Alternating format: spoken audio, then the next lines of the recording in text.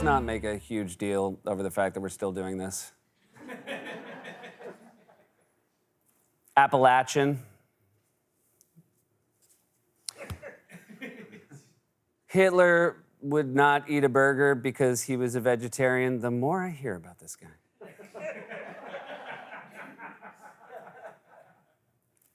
Kentucky state bird is the cardinal, not the chicken. Cardinal. This whole time. Guess with enough herbs and spices, they can make anything taste like chicken. We mentioned the dessert pavlova. These are just facts, not even really corrections. It was told it is a dessert named after the Russian ballerina Anna Pavlova. And based on everything I know about Russians and ballerinas, they never let her try one. May I please have a bite of my namesake dessert? No, Pavlova! You must remain light so we can throw you in the air. We had a 10 Commandments graphic. Said that if Trump had succeeded in his mob killing Mike Pence, he would have completed the punch card. Got a lot of notes on the punch card. One, when you punch a hole in it, you see the thing behind it, not like a number. That looks like a scratch off. Problem, of course, is the surrounding punch graphic. Also was told should not have been Roman numerals. Should have been Hebrew numerals. I did not do any follow-up on that. Also, thou shalt not kill, the 6th commandment, not the 10th. And that, I feel like that's just bad placement. I'm not going to tell you how to list your commandments, but like, thou shalt not kill feels like either an opener or a closer. Not to talk about it in terms of a stand-up set, but I feel like you don't want to bury thou shalt not kill in the middle of your set. Thou shalt have no other gods before me, great opener, personal. Covet's weak. It's a weak closer. Parakeets don't mimic, they do impressions. I said 3 zebras got loose on a highway in Washington. It was actually 4 zebras. In our defense, we didn't see the last one because it was nighttime and it was standing in front of a fence.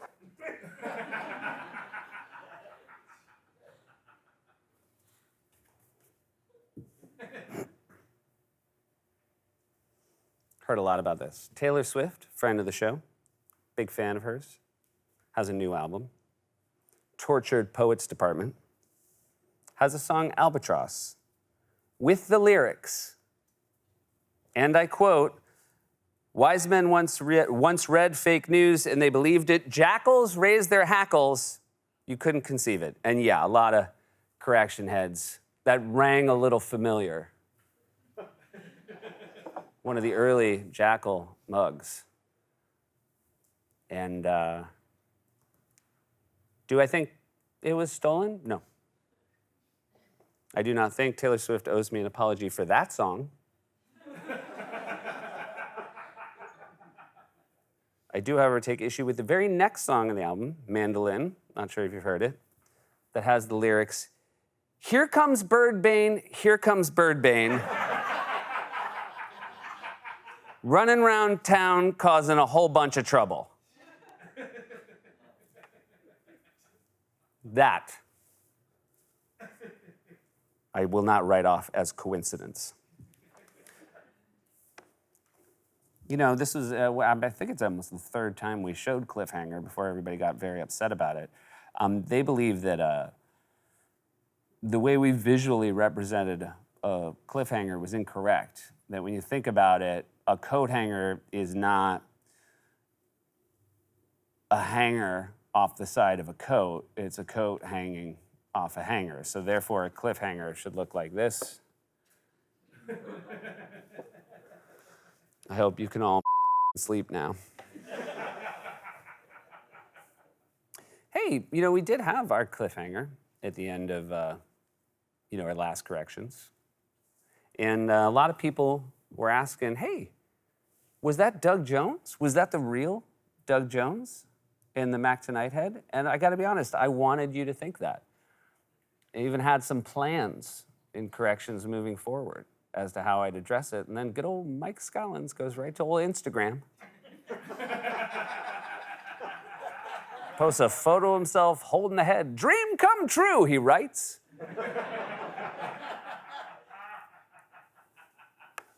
Best laid plans.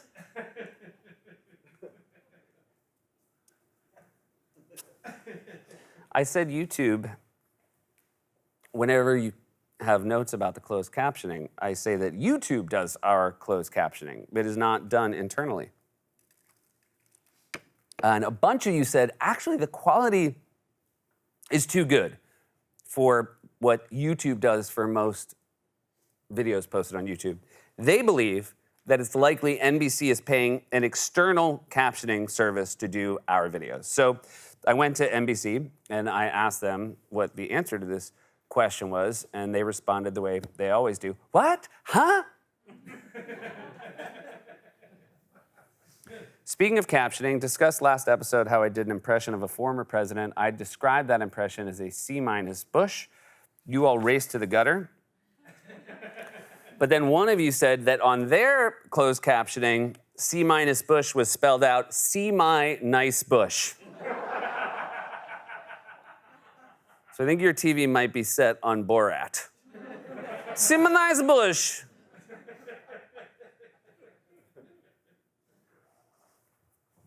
A lot of work. A lot of work goes into 100 episodes of corrections. Some comments about that 100th episode. It felt a bit self-indulgent at times, but overall, a tolerable attempt at humor. Well, if I had any plans on that one being the last one ever, that changed that. Someone wrote 100 episodes, 100 laughs, implication being one each right off. Another reason it couldn't be the last one, I named it All Good Things. Someone wrote, the final episode of Star Trek, The Next Generation, was also called All Good Things. And if you had thought that had been an homage by me to that show, I would have been devastated.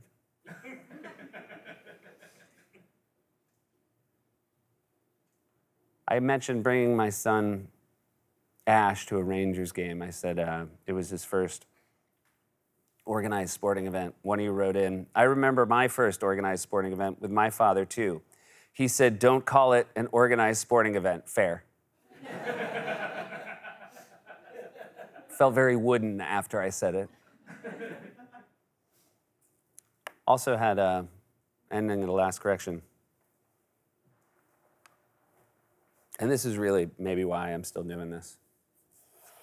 I said, oh, I can hear the sound of rain. And one of you wrote, rain is silent. That's the sound of rain hitting someone or something.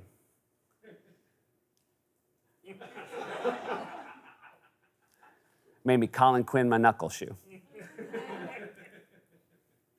See, this is why I'm still doing it. I'm so worried that if I stop, you'll take that somewhere else.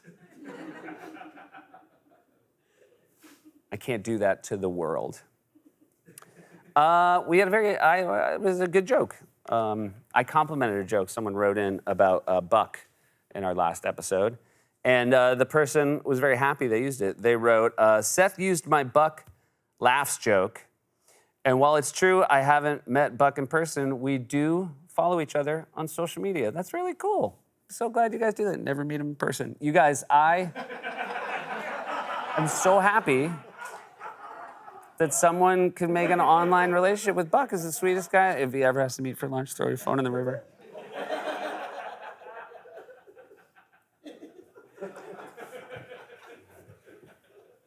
When you work on a talk show, the most dangerous thing you can do is fall in a rut. Allow complacency to set in. Feel as though you're satisfied with the product, which then means you no longer innovate. And so you always have to be making changes. You always have to be doing things to make sure the show feels fresh and new. And that's a long way of saying, Wally has a mustache now.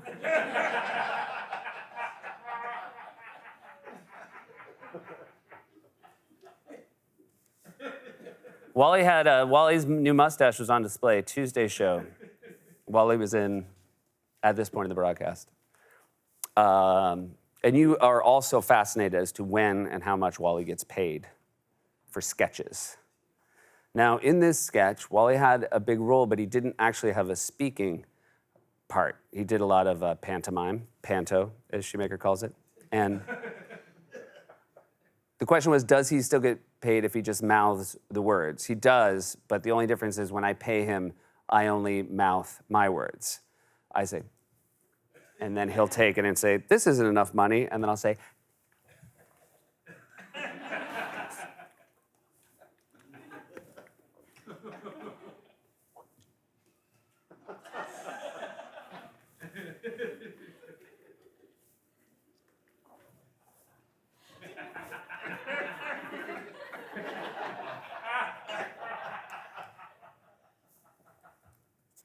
Sal said that with a mustache, Wally looks like Wally's bookie. That's not true because, first of all, Wally no longer gambles, so his former bookie should look more destitute. Wally's bookie maybe put too many eggs in the Wally basket. When Wally stopped gambling, two things happened. One, he had enough money to buy a boat for his boat. And his bookie was like, I gotta learn a trade. Sal's comment was not staff line of the month.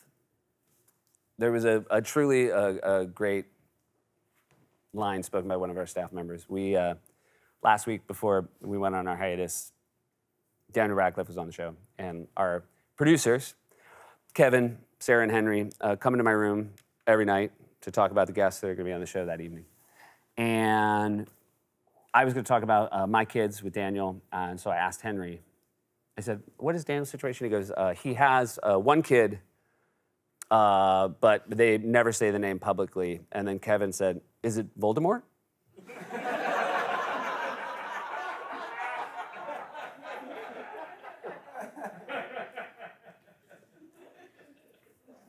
You know, Daniel will see that because he's a big fan of correction.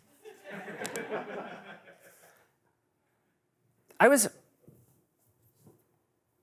thinking about how Charles Dickens, his books were serialized. All his books were initially serialized, and people would come out, once a month, and people breathlessly awaited each new chapter of a Charles Dickens book. And I bring this up because we mentioned that Jermaine wrote a sketch called Celebrity Baby Teeth. And we chose in the end not to produce Celebrity Baby Teeth, but we did mention it in corrections. And a lot of you were curious as to what Celebrity Baby Teeth could possibly be. So I thought in the style of Charles Dickens, I'd read one page of it in every corrections until it's finished. Charles Dickens style. For your enjoyment.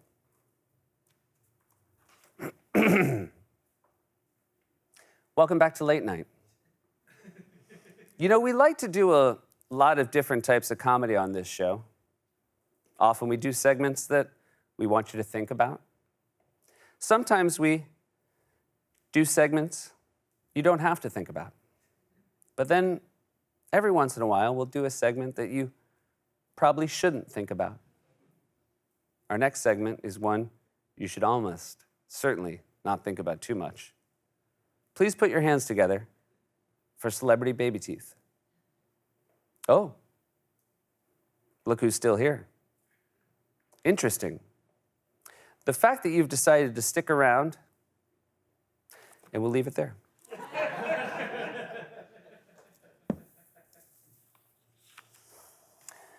Well, who knows what happens next? I guess we just trudge onward.